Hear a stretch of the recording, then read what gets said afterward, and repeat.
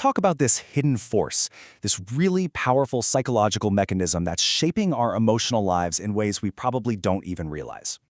You know that feeling, right? A whiff of a certain smell, maybe the first few notes of an old song, and bam, you are instantly transported back in time, feeling everything you felt in that moment. Well, today, we're going to dig into the science behind that feeling. It's a concept known as emotional anchoring. So what is an emotional anchor, really? Well, it's basically a learned connection between some kind of unique trigger, a sound, a touch, a smell, and a specific emotional state. Think of it like a neurological shortcut that gets fired off automatically. The thing is, these links usually form completely unconsciously. But, and this is the interesting part, we can also learn to create them on purpose. And that is the first edge of this sword. Instead of just being a passenger, getting yanked around by these random emotional triggers, the whole idea is that you can consciously create your own. You can use them as a tool to access resourceful states like confidence or calm, exactly when you need them most.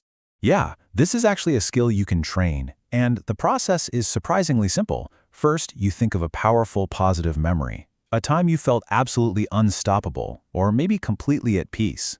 Then, right at the peak of that feeling, you create the anchor. You apply a unique physical touch, something like pressing your thumb and index finger together. You do that a few times, and you start to forge a really strong neurological link. You're basically building an intentional shortcut to your best emotional states. But what about all those anchors we didn't choose? The ones that just happened to us over time? You know, we all have these goals, these big ambitions, but sometimes it feels like there's this invisible force just pulling us back. And it turns out that force is our standards. We tend to fall back to the level of whatever our emotional baseline is. It's like a kind of home we automatically go back to when we're stressed, the emotional state that we've been conditioned to just accept as normal. And this points to a really tough truth, right? Our lives aren't always shaped by our highest dreams, but by this emotional home. For some people, that home is a great place. It's safe and comfortable.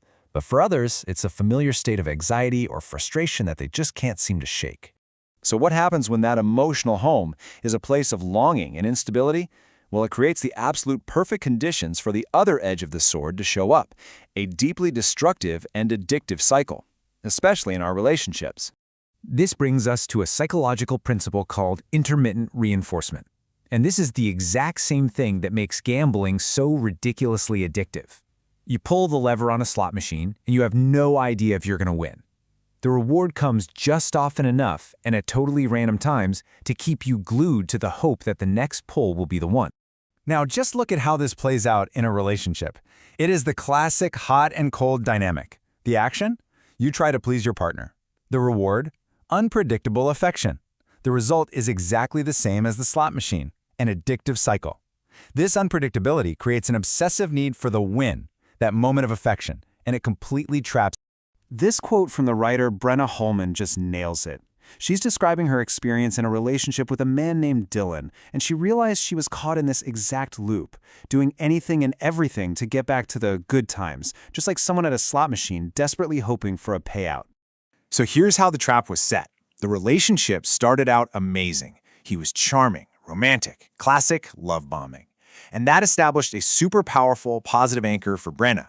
She was anchored to that initial high. But then that was followed by these unpredictable periods of cruelty, of criticism. So she would try everything to get that initial feeling back, and every once in a while, he'd give her a little bit of affection. That unpredictable reward created this devastating cycle of emotional starvation and relief that felt, for all intents and purposes, exactly like an addiction. I mean, if it's so painful, why not just leave? That's the logical question, right? To understand why it's so hard, we have to look at what is literally happening inside the brain. This is pretty incredible. Brain imaging studies have shown that social rejection actually lights up some of the same parts of the brain as a physical injury. That crushing, aching feeling of heartbreak, it's not just a metaphor. Your nervous system is screaming as if you've been physically wounded. See, our brains are hardwired to react very strongly to uncertainty, a reward that you get every single time. It gets boring fast, but an unpredictable one? That keeps our dopamine system on red alert. This gap, the one between what you hope for and what you actually get, creates something called a reward prediction error, and it's a brain signal that completely hijacks our attention. And this is the engine of the addiction. It isn't just about the reward itself, it's about that intense, overwhelming feeling of relief when you finally get the reward after a long period of starvation and uncertainty.